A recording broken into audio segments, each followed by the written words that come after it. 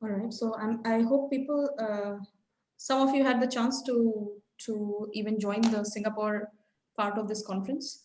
I know Dheeraj was speaking today this morning, and very interesting talk. At least I got the chance to listen to him. So I hope so far the conference is going well for everyone who could attend.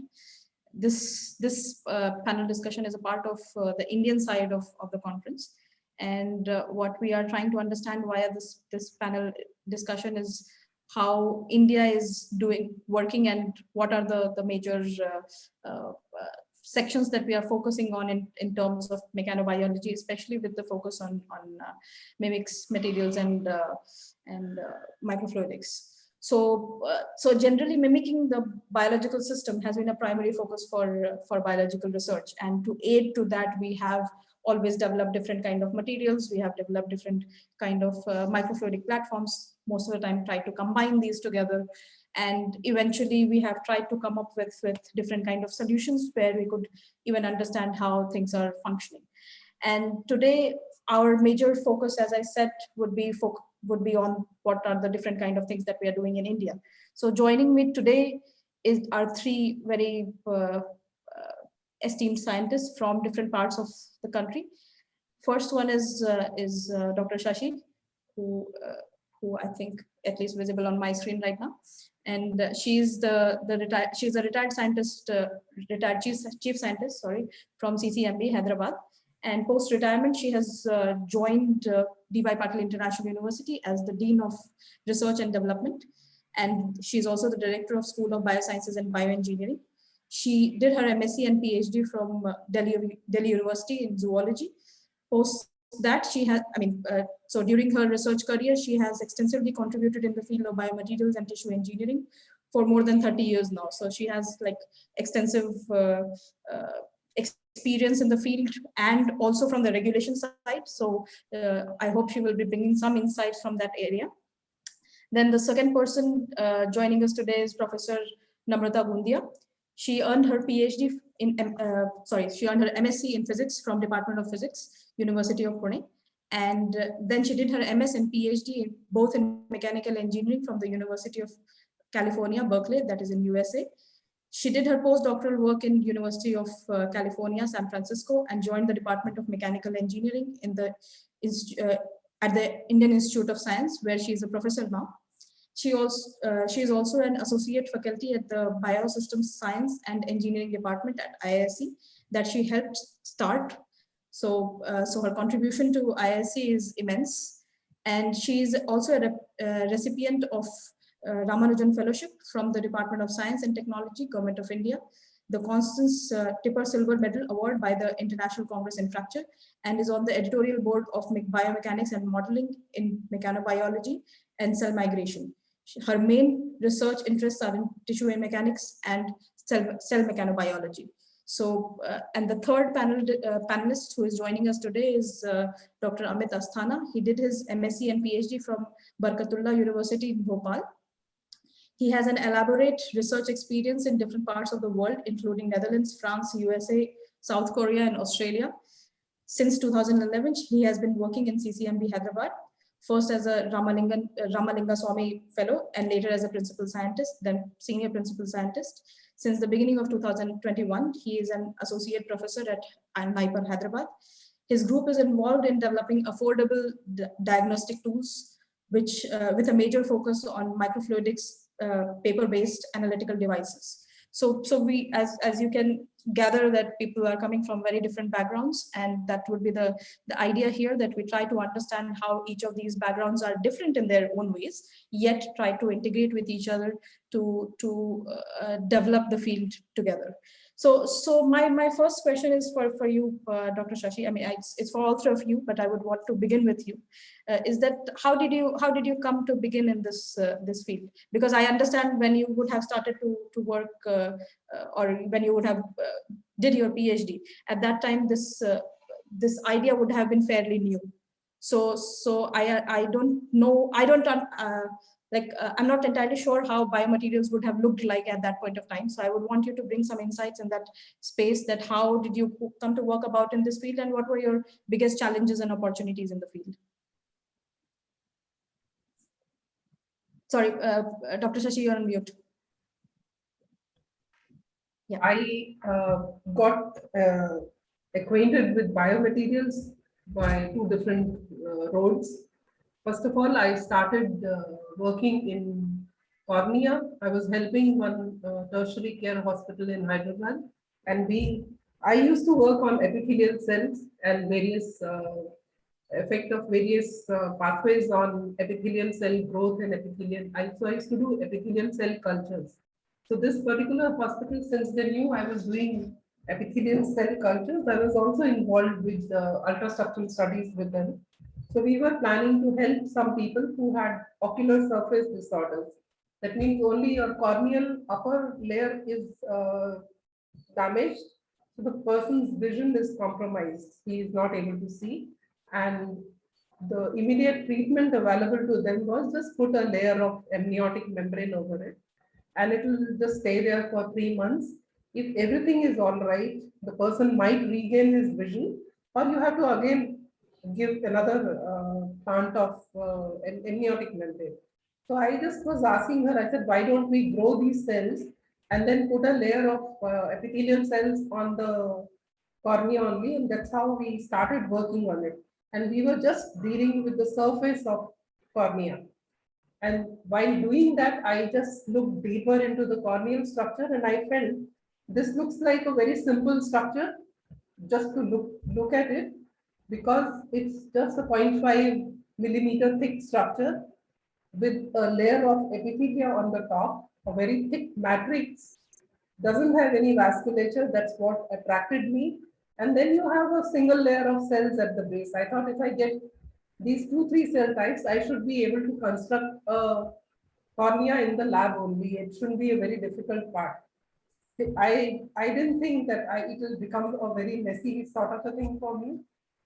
I thought collagen is so popular and so readily available. I started isolating collagen from a lot of sources and just try to do this kind of a work.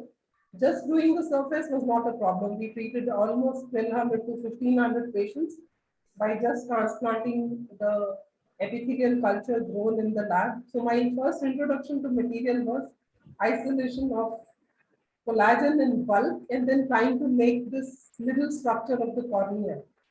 And first of all, just buying collagen from market was very expensive for me. So I started experimenting with various sources, whether it is laboratory animals or we used to get placenta or mesenchymal stem cells from that also.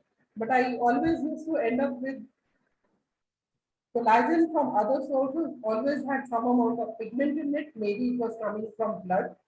From tail, I didn't have any problem, but the major problem was to get the transparency which cornea needs.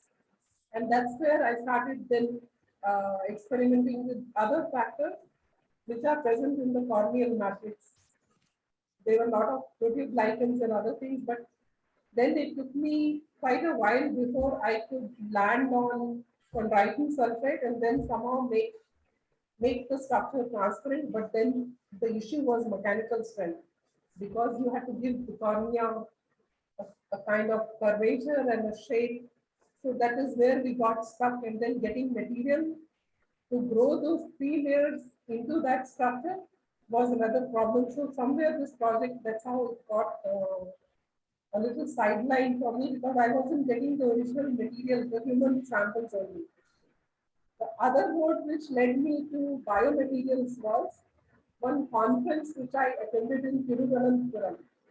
And that was Sri Chitra Thirumal, which was hosting that conference on implants and prosthetics. And I was amazed at the amount of work those people do. The only thing is the session got a little boring, but I got exposed to a large number of the biomaterials they were working with. And this was somewhere in 1998 or so. And people used to come with broken skulls, broken arms, and these people were amazing. They could just repair it.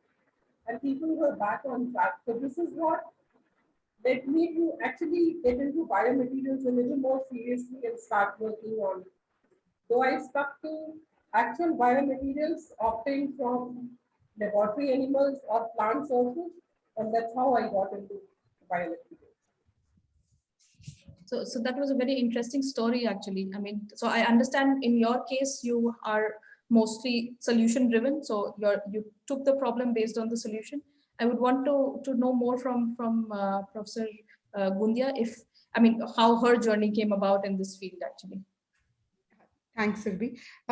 So yes, I started in physics and I got interested in the mechanics of rubber proteins. So a lot of my dissertation was based on how rubber proteins behave, and especially they allow for the large distension of vessels like arteries, which become aneurysmal in time. I was also trained in fracture mechanics. So my lab at Berkeley was doing work on polyethylene. So ultra high molecular weight polyethylene is an implant that goes into knee and hips and other areas. And my specific work in fracture was, as a master's student, was on looking at bone cements, which allow for transfer of loads between to the bone from the bone and to the prosthesis. So I was looking at fatigue failures, but I quickly realized that actually I preferred the work on nonlinear mechanics. So I built it in the domain of continuum mechanics, but application to proteins. And this was, of course, around 2004 when I finished. So at that point, there wasn't that much work on rubber proteins from this perspective. So it was very fun. I had to come up with protocols also on how to handle tissues in the lab. And so it was starting lab. And then I continued in collaboration with clinicians at UCSF, because I saw it as an application of these fundamental ideas that I was looking at, but to look at how things work in humans. And I was interested more in the heart tissue after it goes through myocardial infarction. And there we were assessing different options for surgeries. So this is for people who have diastolic heart failure or tending towards that. Then can you come up with prosthesis? And in this case, this was a jacket, which is essentially put around the heart with an idea that you prevent the distension of the heart. So we came up with assessing the materials that were being used, and also designing using mechanical methods. For instance, I was using finite element methods to assess what are the kind of stresses and strains one sees in different parts, especially on the myocytes, where the whole action of mechanobiology happens. And remodeling for the collagen and cross-linking that happens subsequently occurs. So this got me very interested, but also I got very well trained in working with clinicians, and also we worked in the animal lab. So since large animal experiments are expensive, so we had to also be the nurses. So you taught how to do a lot of that work, because I think there are a few hands. So the idea is, if you are going to use the data that comes from this animal, you better participate in the experiments. So that's how I got trained in some of these surgeries, and I was able to do this myself. I have always been interested in mechanobiology because of seeing what happens through growth and remodeling to these organs. So this was something I wanted to work on as a postdoc, but there were various other challenges with two bodies and a third one who was just born. So that sort of meant that I continue in my comfort zone. But after I got to ISC, I started these two different projects. One is that I wanted to continue nonlinear mechanics, but I did want to build on mechanobiology. So my lab presently looks at, so I still continue looking at failure and fatigue. I'm interested in, again, soft materials. So my lab looks at failures in hydrogels.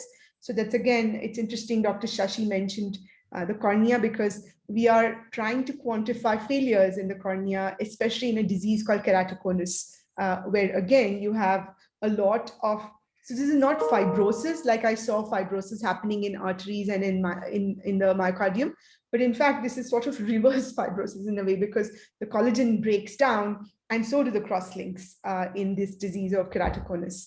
And so my lab is trying to understand some details on both how to quantify failures, the role of collagen crosslinks in tissue failures. And second is the treatment procedures are related to stretching things out. So I'm interested in using mechanical methods to quantify what happens to cells under specific stimuli. For instance, my lab looks at how can we measure the adhesion strength of cells, where again, we built some devices. We also look at how cells perform under cyclic stretch. This is biaxial stretch, and the mechanobiology aspects of it. Is that going to change the amounts of collagen 1 and 3, or what happens to some of the cross-linking molecules? And so now we are mostly looking at cell substrate interactions, where we also use a lot of microfabrication and microfluidics. Because this aorta structure, which is sort of my first love in tissue mechanics, is a nice curved structure. And I'm trained mostly in solid mechanics, but I've now also started doing some experiments with fluids, where we look at flows through curved pipes, and we create microchannels to, so I could show some slides, or I'll just tell you briefly. We are looking at the influence of bidirectional shears and how that influences mechanobiology for endothelial cells. So I find that it is essential to, since our tissues are so complex, we have to be able to manage this domain between solids, fluids, and the biology, which makes it very challenging and also extremely fun. So one last thing I work on, which is a hobby project of mine, but it sort of segues very nicely into biomimetics, is I'm interested in looking at materials in nature. Again, it stems from my interest in rubber proteins, and this is a protein called resilin, which occurs in insects. So I look at insect materials, and I look at mechanisms that insects use to cut through substrates, with an idea that this could be helpful in surgeries or in other endoscopy procedures where you try and navigate tools at various locations. So broadly, that's the range of interests that my lab has. Yeah, so I can understand from all your interests that you do not see any boundaries. You have, unlike yes, it is hard, but I do find it challenging in the sense that students come and you have limited time with masters and PhD students. So I think that the students work best if they're very focused on either the building of the device. And unfortunately, by the time you have built, standardized, hopefully patented it, and done some preliminary experiments, it's time to say goodbye. And then the biology student comes and then they do their thing. So I have not so far seen someone who traverses this entire domain of building, using, and showing more experiments so far. So it's a challenge, and I'm learning to see how to direct or identify the skills that students come with. Yeah, so far I've from Dr. Shashi and from you, I've understood that both of your research is driven by solutions. Like, you look at a problem, then you try to answer the problem, and of course in that process research knows no boundary. So I would like to move on to Dr. Asthana and try to understand if his research, since he focuses on affordable microfluidics, if his research had a different kind of problem sets that he had to take over, or he had a similar kind of a journey in this space. I have similar kind of journey, but I'm basically an analytical chemist, and then during my PhD I realized that I was working on capillary electrophoresis, which is an analytical tool for similar to HPLC, not entirely similar, but to some extent. And we were using fused silica capillaries. So it occurred to my mind, can we use silica for making similar device? And I asked my supervisor, at that time I was in Netherlands doing part of my PhD, he said, go and search the literature. And I found a lot of interesting work done by Andrew Mains and a few other people who were the leaders in that area, Mike Ramsey, Andrew Mains, and found that they are working on etching silica and making HPLCs, small chip microfluidic based GC and HPLC equipment and capillary electrophoresis. So since then I started thinking how I can work, and started looking for postdoctoral position, and got an opportunity to work with Jean-Louis Viovi. He's one of the leaders in biophysics. He's now retired, but his group is still there. Somebody else is handling, and he works on DNA dynamics using microfluidic devices. So I did some work with him. We made microfluidic devices, and all those things I learned but during my journey, I have changed the field quite a bit. So it was 2000, then suddenly I moved to fuel cells, started working on micro fuel cells, completely micro machining of making electrodes and then depositing catalyst and making a assembly for fuel cell electrode membrane assembly. Then I moved to ceramics as a material for making microfluidic devices. So we were using a pre-processable polymer, which unlike other ceramic, you don't have to make a green body, but you mold it using any mold. So best is to use PDMS for such kind of things. So we do silicon masters, then we make a negative PDMS mold, and then we used to make ceramic devices, and the application was space related application. So my professor over there, he took it to a next table. Then I did little bit of work for 2 or 3 years as a service provider in Australia, where I was handling the microfluidic suite of microfluidics, training people, doing work for industry and academia. Then I realized that I probably understand biological part of it quite nicely, and if I go back, probably I can start my own group. So that drove me back to India, and I entered to CCMB because I think it's a best place if you are a biologist, not a very good place if you are not a biologist. So I had a tough time in convincing that what I am trying to do could lead to something really different. So there are few people who understood what I want to do. Among them is Dr. Shashi Singh. We tried doing few things, and I built a complete setup. So usually if you want to work on microfluidics, you need a very sophisticated fabrication facility, but I built a fabrication facility with just 25 40 lakh rupees. So it's a makeshift kind of thing which everybody can use, and if anybody is interested, I can share how to make that, and I'm trying to build a similar kind of system here in Nipur now. Apart from that, most of my work is related to non-conventional way of making devices. So I use embedded template methods, then and it was all accidental basically. So embedded template method, I was trying to make a ceramic device, and there was a tube which left underneath the PDMS, and when I pull it out, I saw that I can make a channel. So we started working on smaller and smaller and smaller tubings to see whether we can make devices. So that worked very nicely for many things. Especially I then also tried alginate and chitosan as a biomaterial to make microfluidic devices. An idea was that when I will move to a biological institute, or if I can work with somebody who is in biology field, then probably we can make circular channels which will biomimic or mimic the arteries and vein in a much better way compared to square channels which you microfabricate.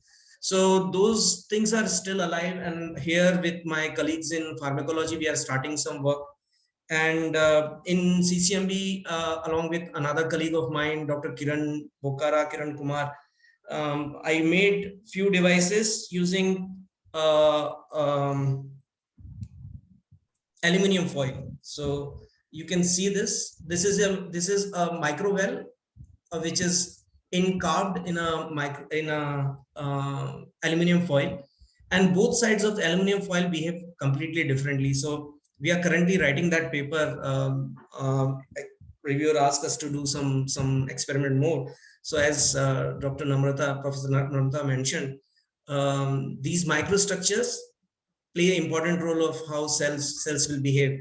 In this case, though we see there is a shiny side of aluminum foil and there is a non-shiny side of aluminum foil, that shiny sides also have roughness.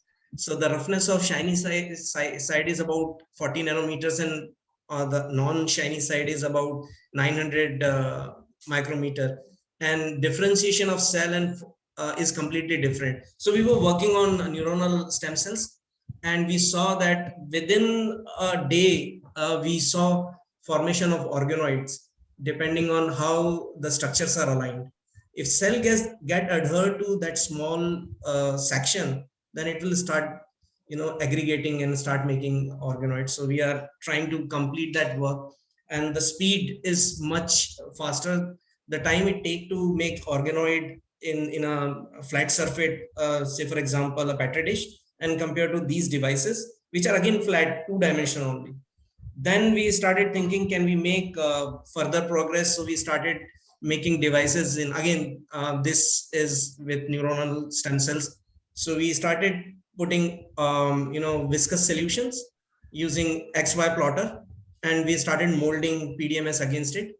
So we get very nice semi circular wells. So we are now using those wells to grow cells so that we can have uniform size of embryos or spheroids. And another work which I'm again doing with CCMB scientist, Dr. Chandrasekhar, is on blastomers. So it's sort of a work where, we have to collectively come and work together. A single person cannot do everything. Like Professor Namrata mentioned, that if you trained a person to make devices, they will just keep on making devices. They will not be able to perform biological tests. So what we are doing here is, that is my expertise. So my PhD student can work in 2 labs. I can train him in making the devices, and then he can use those devices for, but it takes long time, and that is something which need to slowly change. And the collaborative way is the only way out for such kind of work. This is one of those devices. These has micro wells, but it's very hard to see. So this is a very thin layer of PDMS which we made. Again, this is for basically doing blastomer or blastoids formation. Apart from that, all my work is on paper devices again, and again, non-conventional way of making devices. So wax printer is now sort of out of market. Xerox has stopped making it. So we have developed our own ink. Then we use normal, permanent ink pens using XY plotter to make our devices. And now we reach to a stage where we can make very sophisticated devices like this one.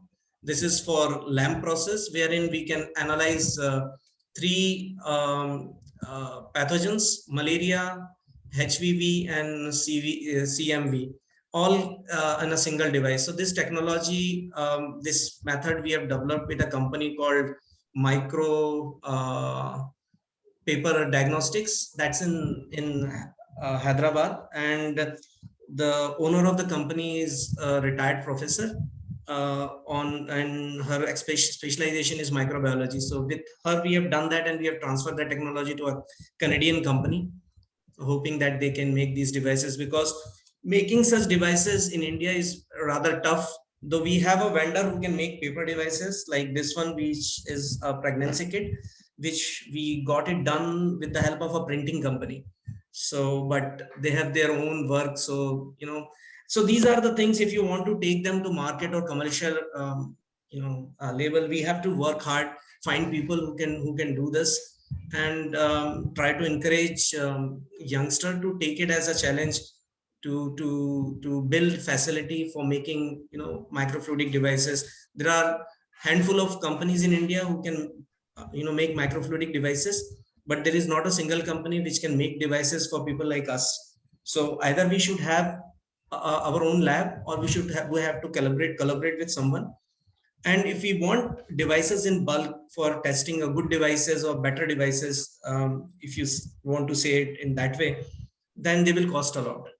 So I have found a way of doing this.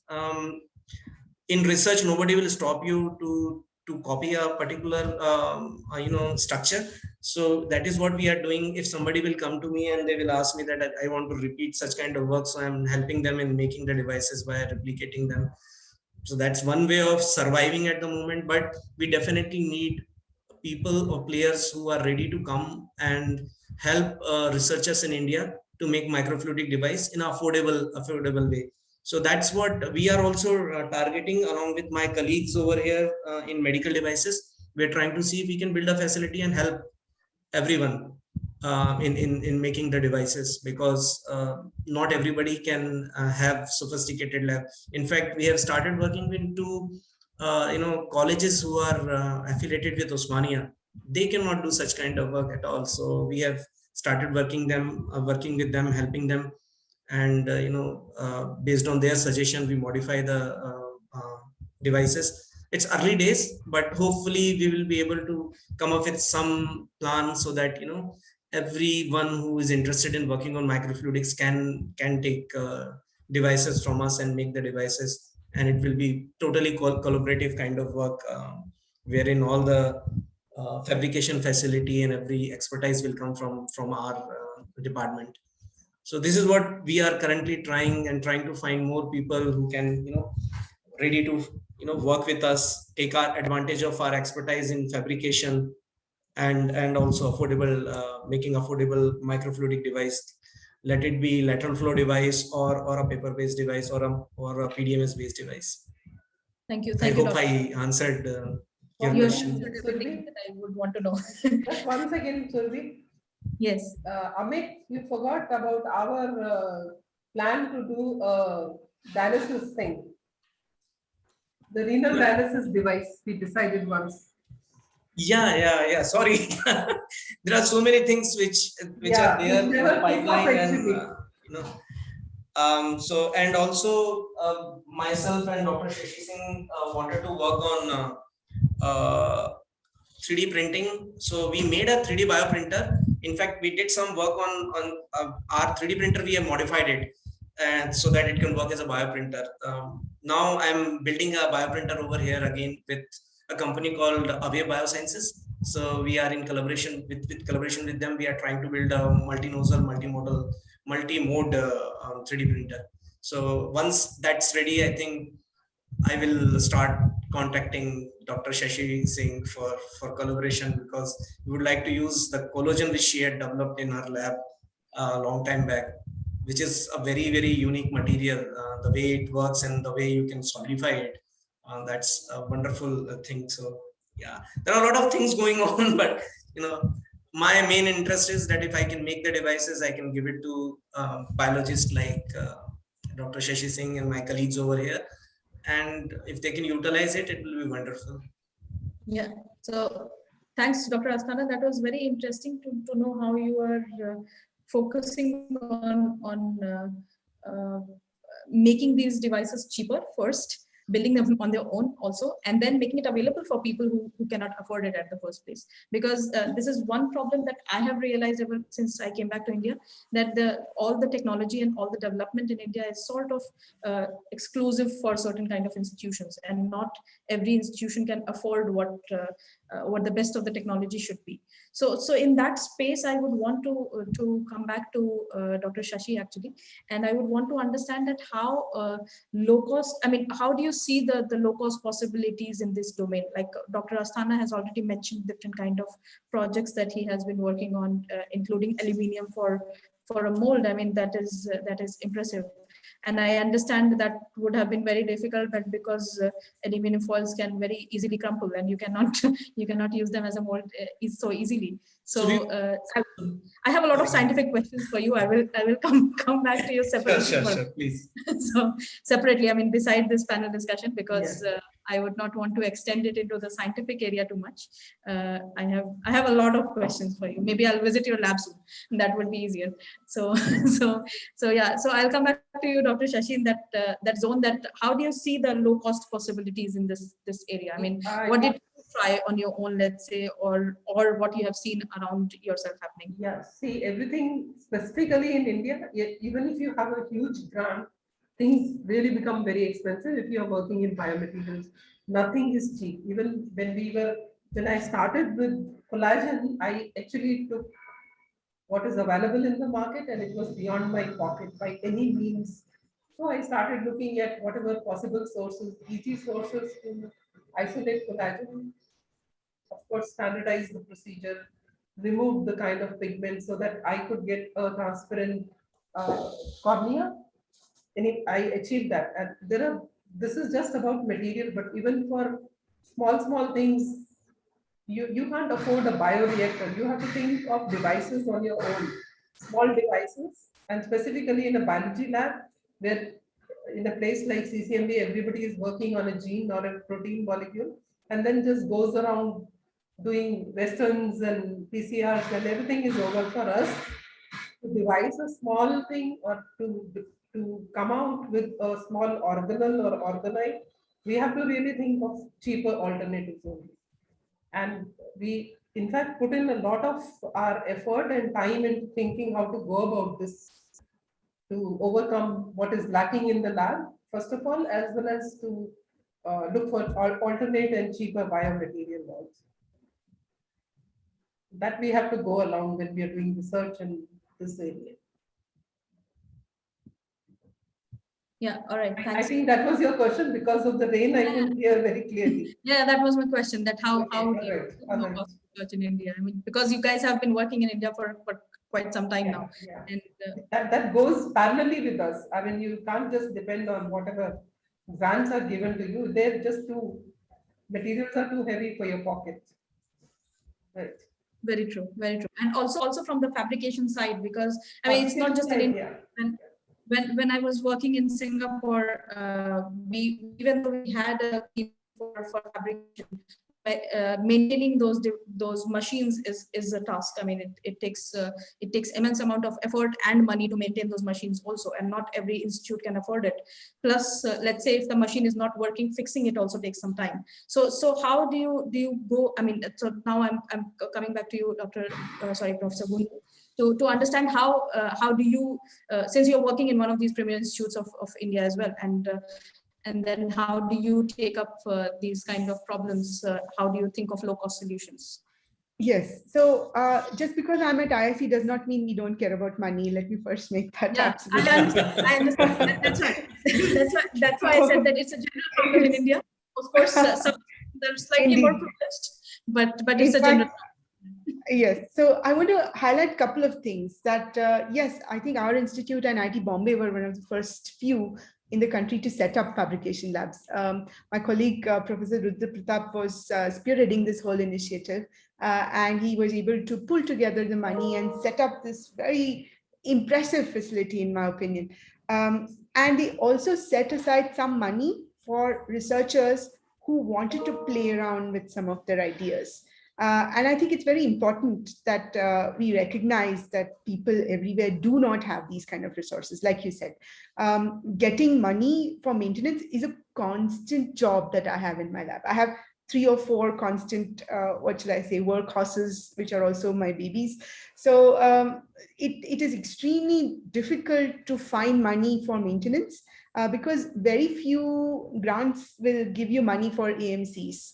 And we have to generate our own funds to, if anything breaks down. And things will break down. It's part of learning as far as students are concerned. My load cells are constantly breaking down, and my students say, "Oh, sorry, ma'am, mistake ho gaya." You can't help it because only when you make mistakes you will also learn. That's how it is. So yes, we are trying to, now what we do is we charge money for some of our instruments on projects that we are not directly associated with. So it goes to pay the project assistant and or any kind of breakdown which can happen in the lab. And I think it is very important for us all to recognize the contribution of how these pots of money can help in your research program. Now, talking about microfabrication, I agree there needs to be low-cost solutions. So we also do a lot of microfabrication, and we were trying to make these masks. And most of the time, we of course send it out either to South Korea or one of these places to get the masks. But the costs which are involved, not just in materials, but in terms of time. It can take a student up to 6 months to get trained on how to fabricate a pattern of your interest. And 6 months is a significant time, given that we have to have our students graduate in 5 years. So I find that sometimes it could work cheaper if you have money that you can go and have these made from various companies. But companies in India are few who can do this. And there are a handful of companies maybe 3 companies in Bangalore who can do it. The problem is that they're extremely expensive. And if you're in this domain of mechanobiology, then what happens is that you constantly need devices, okay? Which means that you will only get 20, for instance, from these companies for a cost of 3 to 4 lakh rupees. And then you're forced to go back to them that give me another 20 for the same cost. It doesn't take much to replicate that because we all know how microfabrication works. So although it's supposed to be cheap, the base costs that PIs incur before it becomes a cheap technology is actually quite a bit. So I do recognize the need to develop low-cost solutions. So especially if you're making straight channels and things like that, which are not so big, we have discovered other ways that we can do it. Like you don't have to go to a fab facility to do it. But if you're trying to work with patterning, then I find it's a little more challenging to come up with creative solutions. Now to come to the aspect of the low-cost solutions, sometimes now we have patented at least 2 devices. But one of my patent applications, I tried to say how cheap it was that you could remake this unit over and over again. And it told me, don't write that, because how will companies take this and make money out of it, right? So this is how, even if you make a technology, someone who is to buy it will not advertise this idea that actually you can use the same thing 20 times by doing this very special thing that you have come up with. It works for lab like ours. But I also think in addition to fabrication, we are not in a position where we also have the right tools that we need for our science. That is why I find it a need to develop special kinds of instrument if you want to pose a kind of question you want in your science. If it was available, I would have done it. So whilst we are talking about making technology cheaper, which I completely agree with, I think we need to go beyond this and think of creative solutions for devices that everyone can use in our community of mechanobiology. So how can we have, if you have a few players, the problem is the numbers are few in India. So it's not viable for people to make 30 of these devices and say goodbye. You need a large number. And so if we go try and say that, look, it's not just about cheap, but we are making unique things for a market which is in the world, then it becomes a more viable idea for companies to embrace and try and duplicate this. So I think my next set of things that I'm looking for is not just cheap solutions for us, but how can we look at the world market and have niche devices where companies will be more forthcoming. But their companies are reticent because it requires a specific kind of talent and a specific kind of skill set to recognize that these are possible markets. And this is where the field is moving. There again, India has not caught up as quickly as the rest of the world. So I think we have our work cut out for us on all these fronts. So in extending to what you're saying, do you think it would become slightly better if there is more likelihood of technology transfer, and then should India be focusing on technology transfer more than what it is doing currently in this field, in mechanobiology per se? First of all, I'm not convinced that the training that we are giving our undergraduate students, because see, even GATE papers that we have for various areas, one is asking the question, is biomechanics mechanics or is it bio? Is it, what do you expect from students who come trained in this? So I feel we need to also look at that aspect of training, because our next generation will be the ones who could become device manufacturers for the world. The second part is, should we be looking at technology transfer? All our organizations are looking at technology transfer. But I do not find enough companies who have the requisite skill sets who can translate it. Because if they are working with devices or making instruments to test the devices you will make, that's also a very niche market. They don't recognize that you need to build specific simulators for the hip knee testing, for example, for the kind of things that I'm trying to do of cell stretchers. They don't recognize that there is a potential market there. So I think it's not just finding them, because if you instead make a dosa maker you're selling it to every, city. You will be selling hundreds of them. How many can you sell with these very niche markets? So I don't know if it's just, so we need to cultivate our manufacturers a little better.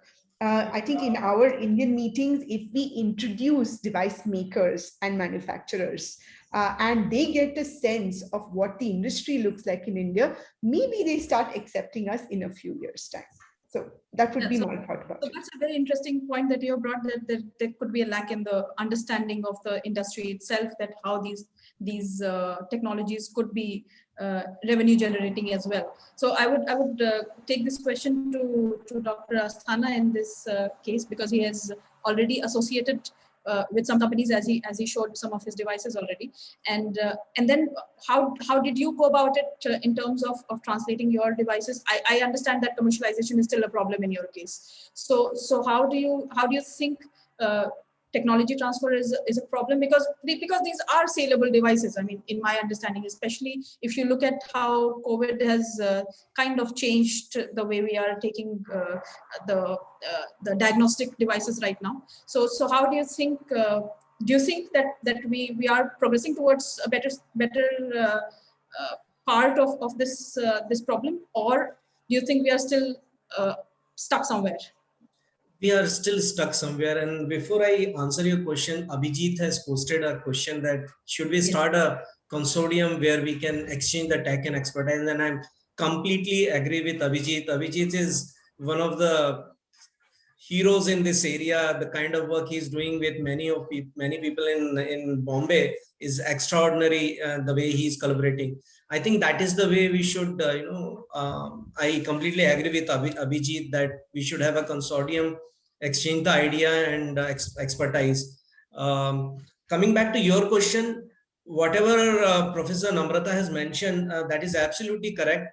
The three companies in Bangalore, they have their own work, and if they want to help you, they have to cut short their work and come up with uh, fabrication and other things, which is not an easy task for everyone.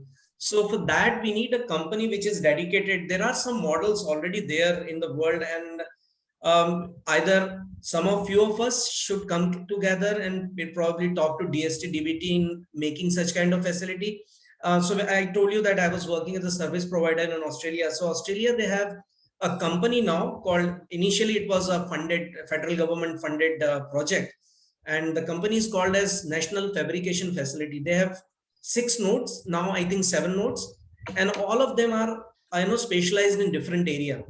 That these are common facilities. Everyone or anyone can go and use those facilities by taking the membership, and they just have to pay for the consumable, and life becomes rather easy if you have such kind of facility.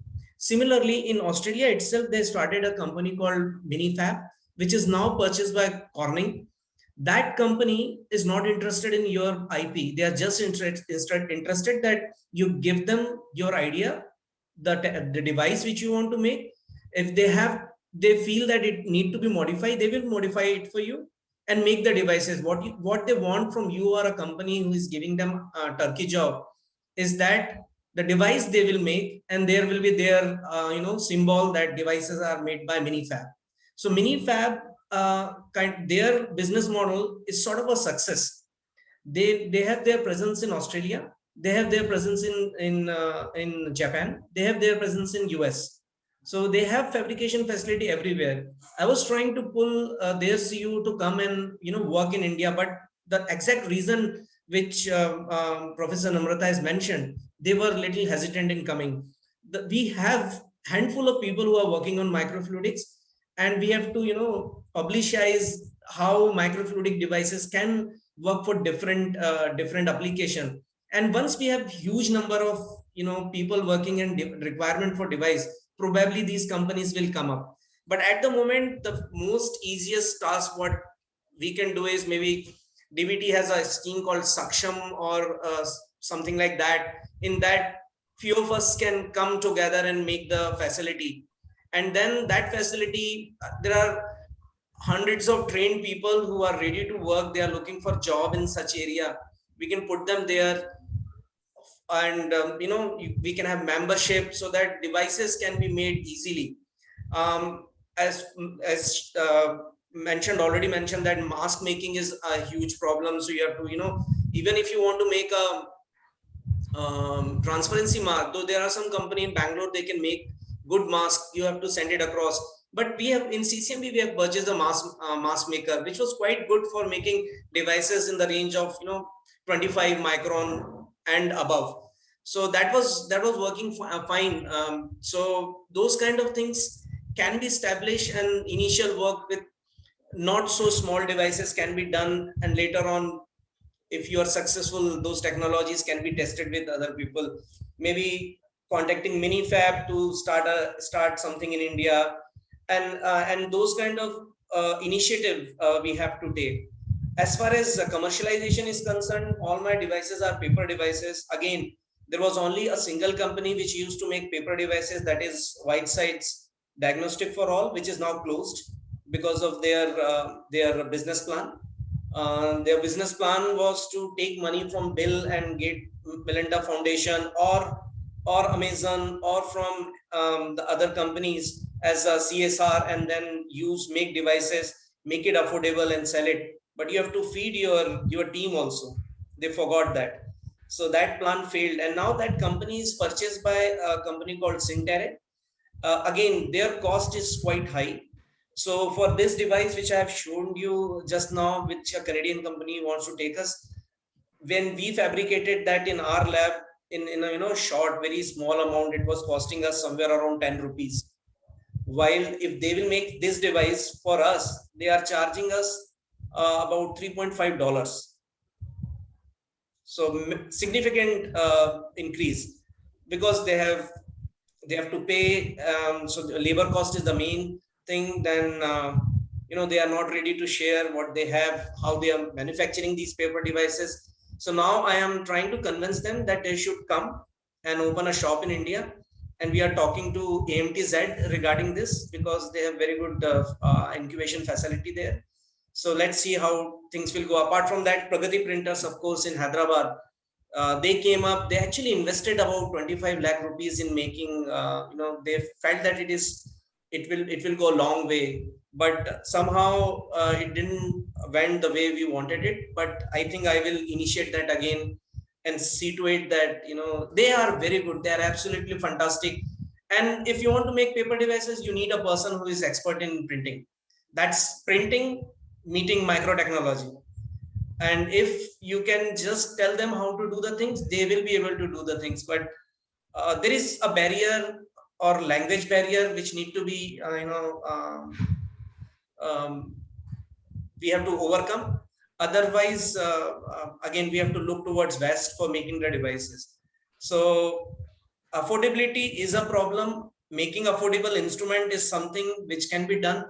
And we had a discussion in NIPERS that now, because we have started working on medical devices, at least 1 or 2 NIPERS should work on making indigenous microfab devices, or sorry, instruments, equipment which can be used for microfabrication. But saying it is easy, doing it is more difficult. Getting fund is even more difficult. It's a dream, but yeah, whatever we are doing, we will keep doing, and try to find ways out. We cannot just sit because funding is not there and people will not listen to you. I gave you example that I'm helping some institute. So like Dr. Namrata said, making straight channel is very easy. So this is one straight channel device made by 360 micrometers capillary. And when I was presenting my talk, some microbiology department of one small college over here, they said we are working on biofilm. So can we make biofilm? So I made few devices and they are using it, and they have very good results. When they ask Merck also have similar kind of PDMS devices, but they are 500 rupees each. And this is what, maybe 10 rupees or less than that. I have never calculated, but I'm happy that they are able to repeat the work what is published, and now they are going a step ahead and trying to test different nanoparticles as a delivery system to dissolve that biofilm, which is rather difficult task, with application for dental implants and even in dentistry. So there is always a way. We just have to keep on looking, and we have the people who have similar mindset should come together and take an initiative, make an initiative for making fabrication lab, whether it is PDMS based or a injection molding kind of thing. And of course, Achiria Labs is definitely very much interested in working with us, but they have their own limitation. As I mentioned, they have pressure from investor that they have to come up with devices, sell the devices, so they will be more interested in doing that rather than helping, if I would allow to say, poor researchers.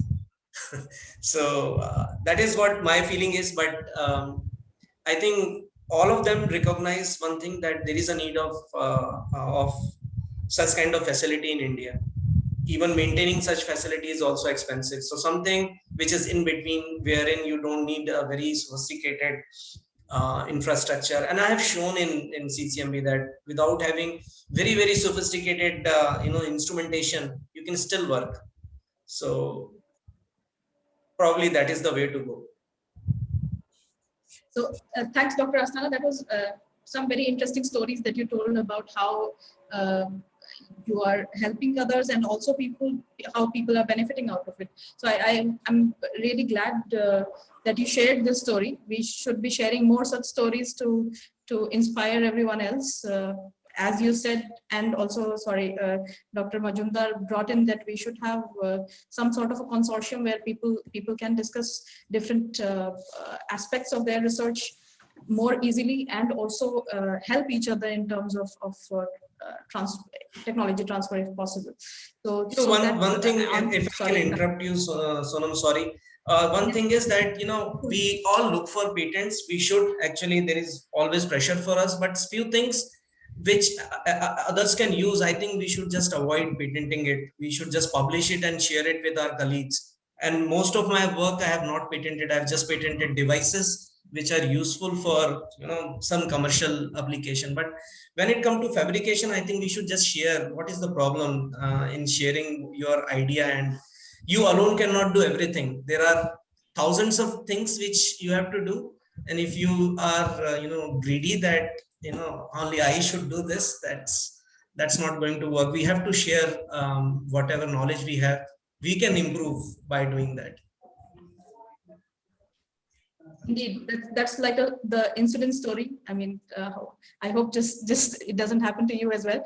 Like they gifted it to the USA, and then eventually it was patented in a different way, leading to different kind of problems.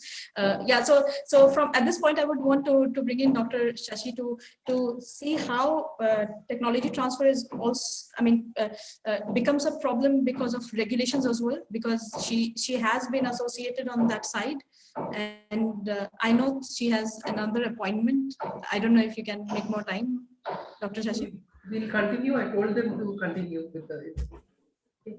So coming to regulatory thing, I think in India, definitely regulatory authorities have to wake up. I have seen that basically with stem cell applications. These people just want to apply everything about drug to stem cells, and it's not possible. So we had to, every time we went in for licensing or something, I had to train these regulators. What you are asking is not possible for stem cells. And same thing, if somebody is using a biomaterial or something is using a small micro device or something, you cannot use the same regulatory principles what you're using for a drug molecule, whether it is a chemical or it's a natural derived molecule. So regulatory authorities need to be woken up, and it's a long process. And in India, it becomes even a long drawn process, because after you respond to their the points which they raise, they take their own time, sleep over it, and all those things. So even if you develop something today, it might take another 4 or 5 years or maybe 10 years to come to the market. Or,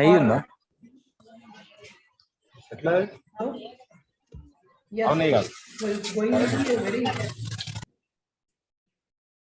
it's going to be a very long drawn process if you have to patent anything and get a regulatory approval for that kind of a thing. So we have to be ready for it. That doesn't deter us from doing anything or developing material or developing devices, of course. Sorry, so I understand that there are problems to be still answered, but at this There are point, problems to be. yeah. So at this point, what do And you think? Is, even the industry may not be that easily ready to accept anything, because the way we work in the lab, we work at a totally different level, and the regulatory authorities have totally different demand from us. So by the time we adapt to that and then are ready to hand over to some kind of industry to do that work, also takes a little while. So everything just becomes a little long drawn process. But regulatory authorities have to start working. Actually, now they should be ready to accept these things, that new materials will be coming, new devices will be coming, and new technologies will have to be accepted by them.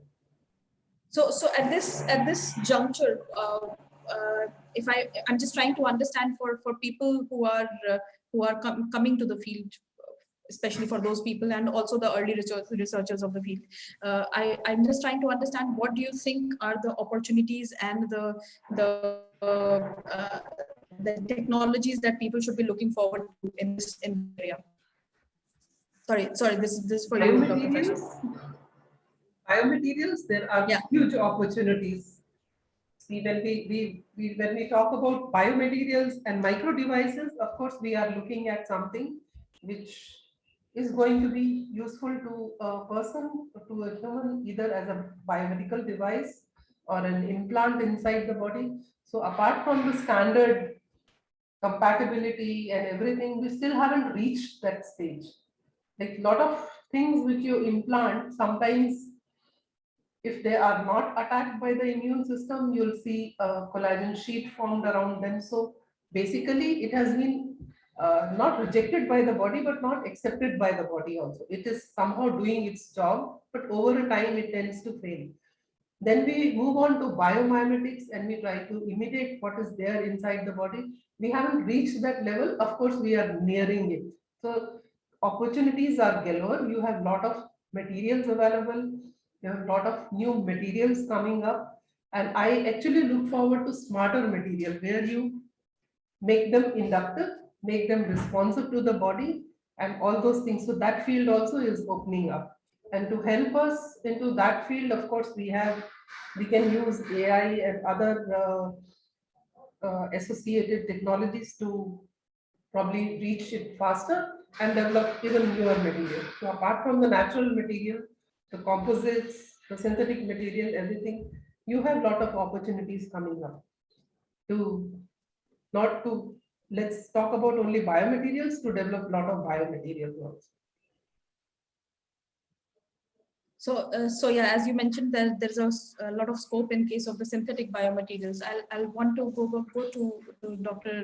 Professor Namrata at this point to understand what do you think is important, especially the questions that come from the mechanical engineering point of view, because there is a lot of development in the field, even in terms of food. I mean, people are making lab grown meat across the world right now, and then that definitely has a problem of the right kind of the texture. So which people are trying to answer at this point. So what do you think would be the right? I mean, what do you think are the major developments that are going to happen in the future in this space? So in terms of tissue engineering, although we have developed a lot of materials, the process to get FDA approvals is extremely long. It takes over 20 years, and you must love this material that you have made to go through with it for 20 years. And when you're young, you don't have that perspective of what happens 20 years later. And hence, there is only a small class of materials which are still being used. I think a lot of what could happen in the future would be related to use of natural biomaterials, like Dr. Shashi mentioned, that we must be clever to use the existing materials and fabricate them or sort of print them into a structure where it is more amenable with the cells which you could derive from the body. individual bodies. This is starting to happen in many places, but what we have seen is unless you give the cells and this construct the right, and that's the right mechanical environment, you will not withstand the mechanical integrity issues, which is why most of these devices fail.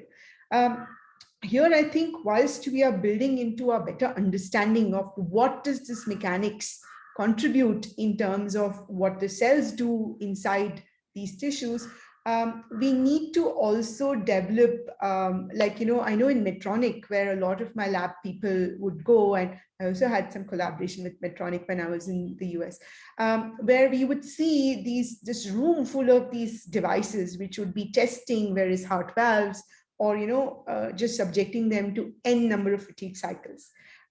So I think we have probably not gotten to that stage yet in India. I'm still not even talking about India-specific problems, because we are very good at making bone plates and screws and very fundamental things that happen. But to make anything which requires a little more challenging this thing, we are still not completely there. And I think our work is cut out to first recognize what is an India-related problem. I know that even in bone implants, we are only taking smaller devices because maybe we are smaller than Caucasian people, or so we just take smaller sizes and we implant it inside our people. But Indians do very different things from Western people in terms of their daily habits, right? I mean, a lot of Indians will squat, and these devices do not allow you to squat also in terms of bone implants. So these are very big challenges that we face. So in terms of mechanics, I certainly see that we cannot get away from tissue engineering without having mechanics go hand in hand. So while material development is very critical, this whole interaction and this play which happens between the tissue, the cells, and the mechanical environment is essential. Now, in that context, I think that some of these animal-based studies are extremely critical before you get your papers into big journals as well, right? So, so lot of places where one expects to do animal facilities are, one is it's expensive, which we know, but sometimes facilities are not accessible to all researchers. So I think that until we get past this block, and maybe Sri Chitra Tirunal has a much better animal care, and because they've been taking devices to market and so on and so forth, so they can do things better. But it is not feasible to set this up in every institute. I mean, a few handful of institutes you can see, but how to make this more accessible to most researchers is a very big question. So I think we need to think in terms of I mean, I would suggest we think stepwise, small steps, baby steps before we take the large leap into an entirely new Indian product. But I think we are not there yet. And as far as mechanics is concerned, I see the world completely from a mechanics perspective. I don't think the world is very mechanical. So indeed, you can't just have a material without the mechanics coming into picture. So those are some of my broad thoughts. Yeah, so I'm glad you brought in the testing problem. I mean, going back to animals and then testing on them, and then how extensively we should be testing the devices and the product that we are making before we actually think about bringing it to the population, especially local population. Like we think that we test it in one zone of the world, and that is good enough for rest of the world as well, which does not replicate as well every time. So in this case, I'm going back to Dr. Asthana to talk about a little bit about microfluidics and how microfluidics in this space has can sort of answer this question without involving animals. That is first thing. And second thing, what do you think microfluidics can actually, I mean, where do you think microfluidics in future is going towards? Because of course, the idea of microfluidics is to make affordable platforms for different kind of problems, but then of course the fabrication process has been expensive in that area, which has not made it as affordable as it should have been. In some cases, of course, paper microfluidics has lowered down the cost, but then so these are two different questions that I'm asking. First one is how can we go about testing, and the second one is where do you think microfluidics is going in future? So, Sonam, when we talk about the kind of implants Dr. Namrata was talking about, I don't think microfluidics can play a major role over there, because if you want to test a particular bone implant, then you have to go to do animal testing. And there are institute, they have animal facilities.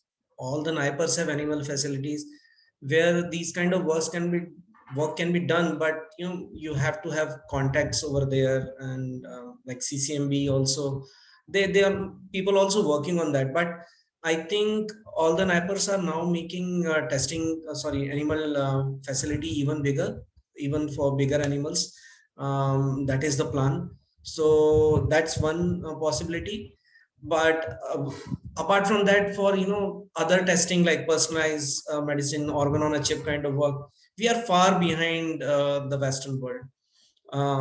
About 10 years back, NIH started a whole program on organ on a chip, and they have distributed a lot of funds in this direction, and they are very well advanced. They have devices where multiple organs can be, we can have we can have multiple organs in a single device, and those kind of things are possible. Again, such kind of work need interdisciplinary team to do work, and that concept is there in western part of the world compared to what we have in India. Now more and more people are coming together and working on these devices. But definitely, organ on chip as an alternate to animal testing is the way to go, or 3D printed organs where you have vascularization, possibility of vascularization is the way to go for cancer research and for other making disease model. If we can come up with this kind of research, probably we can get rid of animal testing to some extent. But there are applications where probably we will not be able to cope up, especially when it comes to orthopedic related applications. And of course, not many clinicians are interested in working with academic institutes.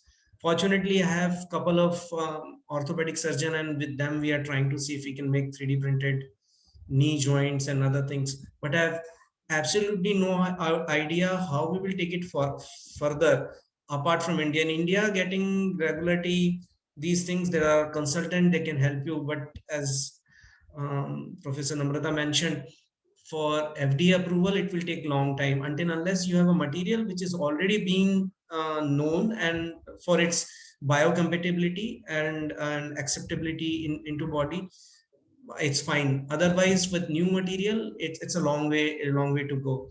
So I think this is what I would say as far as and paper device. I already mentioned to you what is the scenario currently. So not much I can add there. Thank you. Thank you. So at this point, maybe I'll open the floor for the audience if they have any questions to ask. They can unmute themselves and ask the question directly if they want to.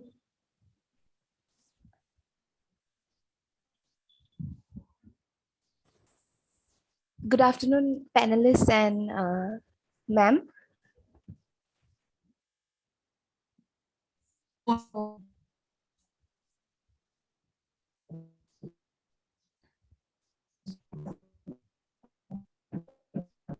can't hear her anymore. I don't know if the rest of Isha, you covered. started, but we are unable to hear you. Can you please unmute yourself?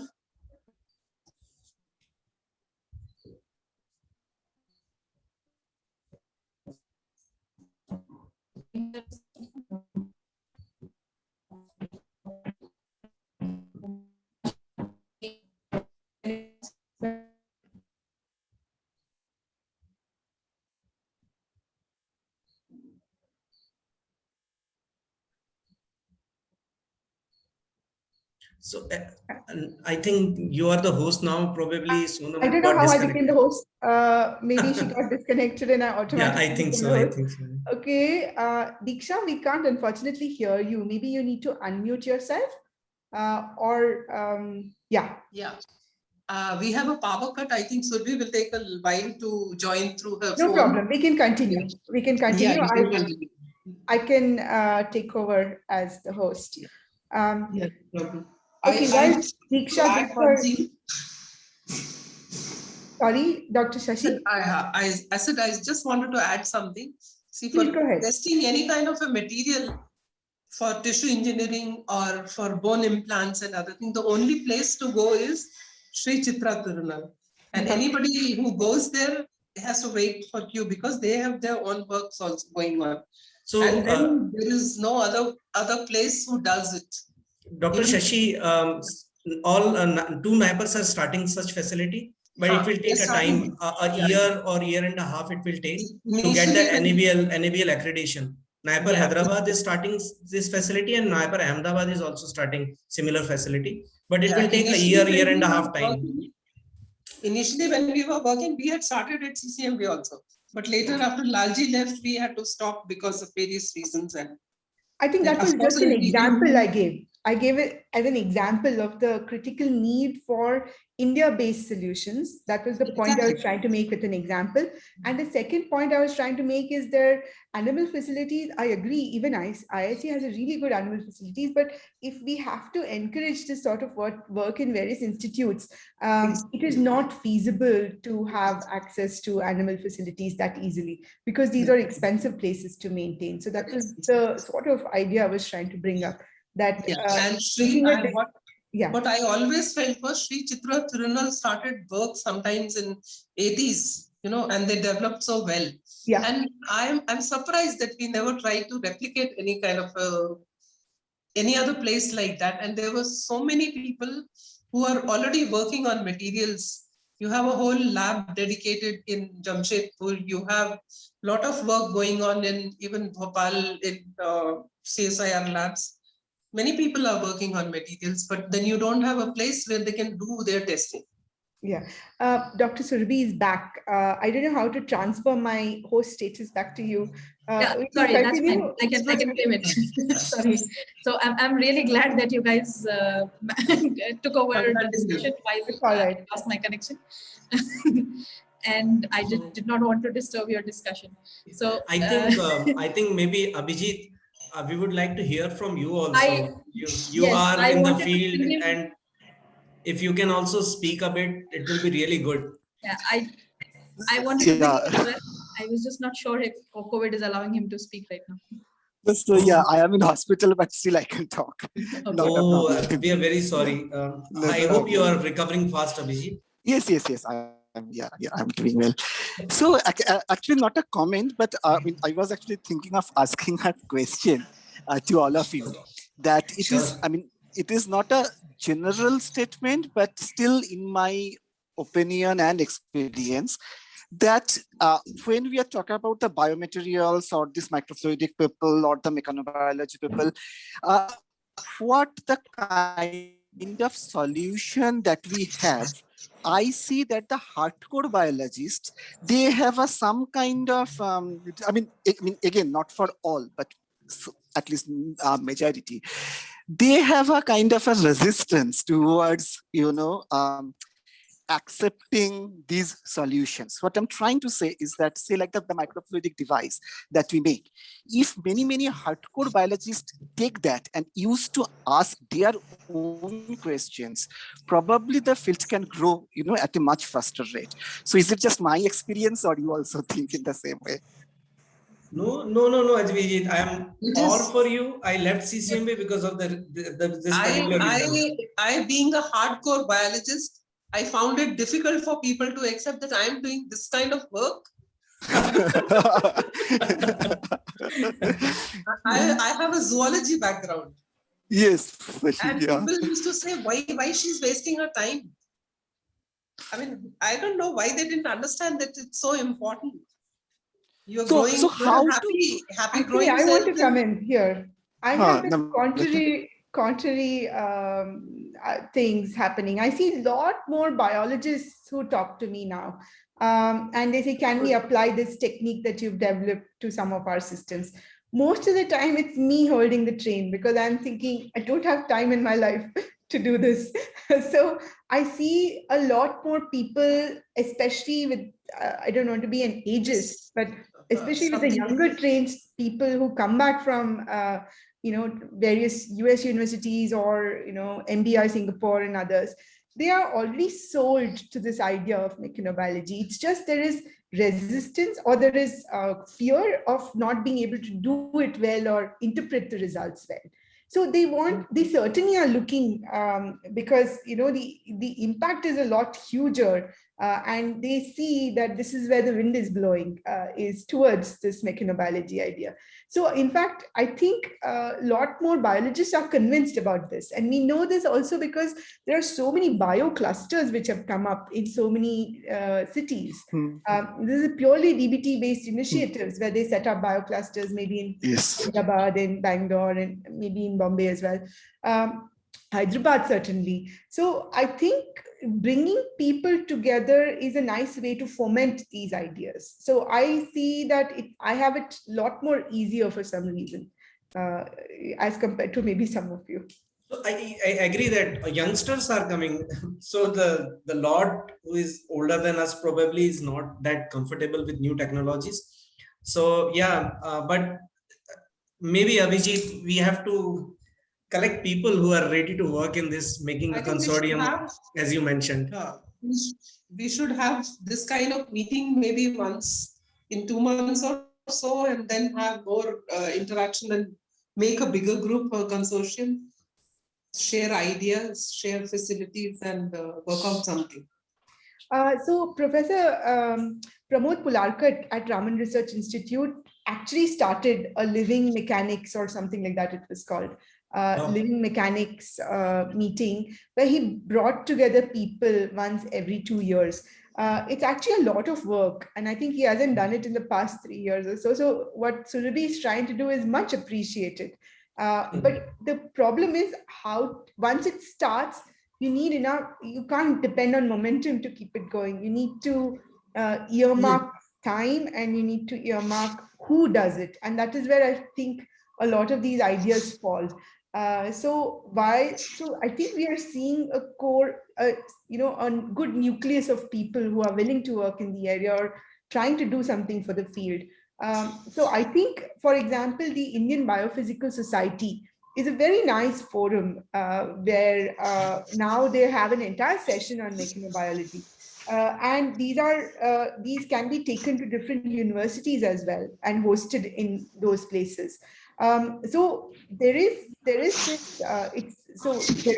enough thought there that we should encourage this whole idea of mechanobiology or whatever we call it, biophysics, because biophysics initially was thought of mostly in terms of protein folding, but we are now thinking in mechanobiology. So, and which includes microfluidics, in my opinion. So I think if there is enough quorum, then the Biophysical Society is a very good forum because they have enough number of people and you can use their platform to host meetings.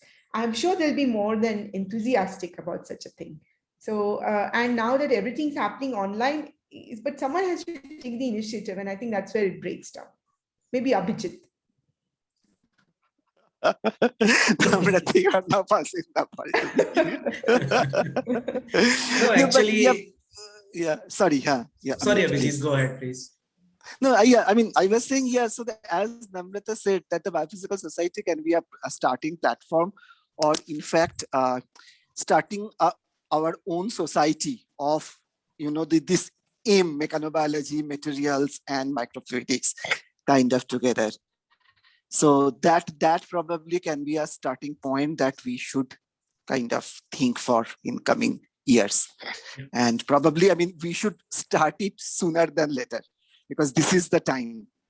Sure. I completely agree with you. And I think few of us who are there, we can, rotate this. Like this time Sonam has organized, maybe I can organize, Professor Namrata can organize, Abhijit. Like this, we can take a responsibility once in a while. And as we grow, I think many people will come. There are so many small institute where they have started microfluidics. Maybe we can bring them also on board.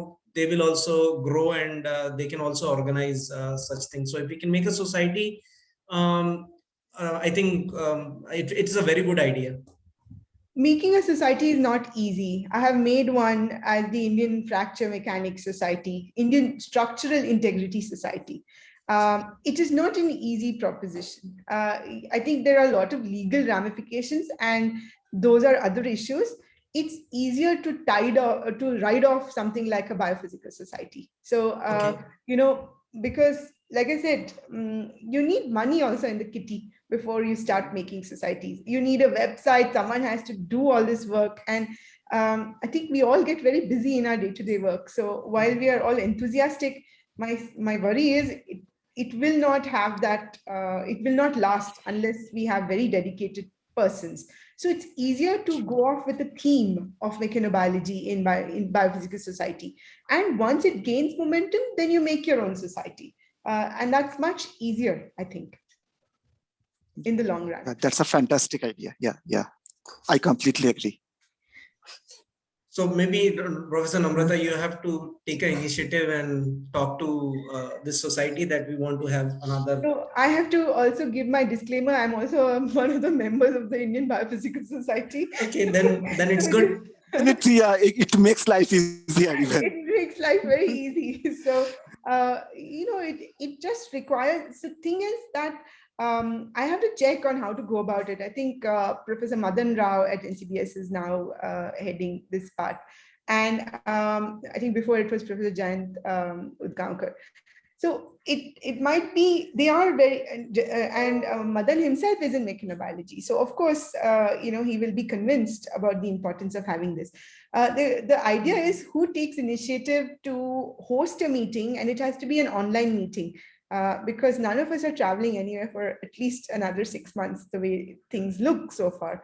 So, so I think that could be something. Maybe Sonam can think about it, since she's younger than all of us, and she probably has the drive. So, and I'll be happy to support it in any which way I can. So I'm totally up for it. For me it was like listening to all the seniors of mechanobiology in India, and I'm totally up for it. So I would just need your guidance in some sense, like who to approach, and Sure. Yeah, that's it. Then I'm totally up for it. Yes. I mean, it's, for me, it's just about writing emails to put people together. Yeah, but yeah, definitely, this was, I think, very fruitful meeting in some sense, that we decided to make a consortium at some point. I mean, it is thanks, Dr. Majumdar, that you could join from hospital also. I mean, that's something. Abhijit, you're not back home, is it? For some reason, I thought you're back home recovering. No, so I got released, but my dad is still in hospital and on oxygen support, and I have become from patient to attendant. So now I am the attendant, attending my dad. Okay. Oh, well, take care. Yeah, thanks. Take care, Abhijit. Yeah, thank you. Yeah, I hope he gets well soon. I mean, yeah. All right. Yeah, COVID has made things very difficult for most of us. But anyway, so let's yeah, I will maybe conclude at this point, and I'll get back in touch with you, Professor Gundia, about how to work, whom to contact, who would be the right person to contact, and the rest of you, of course, to join the consortium, because I think you guys are even more as excited as I am about this. And it would be, I'm sure that would be very good initiative in India, especially for people like me who have just come back to India and trying to find their footing and do some good science as well. Yeah.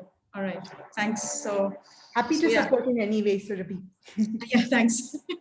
Thanks. So yeah, I will conclude at this point, and thank you very much, all of you, to join. Dr. Shashi lost her connection at some point. No, I'm back. Oh, you're back. Okay. Yeah. All right. Okay. So I saw your last message that you couldn't join back. All right. So So, and it was a very interesting discussion for me, and I'm sure it was as fruitful and interesting for everyone else who was listening here. And I'm sure people who would be listening it on YouTube later, for people who wanted me to record this, would have even more questions and will be equally interested to join the consortium. So yeah, all right, great. So I will conclude the session here. Thank you very much. Thank you. Professor Gundia. Thank you all. Thank you all. Thank you all. Bye-bye. Have a nice evening, all of you. Yeah, Bye. especially a special thanks to Dr. Majumdar for joining from hospital. Yeah. Thank you. Yeah, it was fun to listen to everyone. I just could not resist.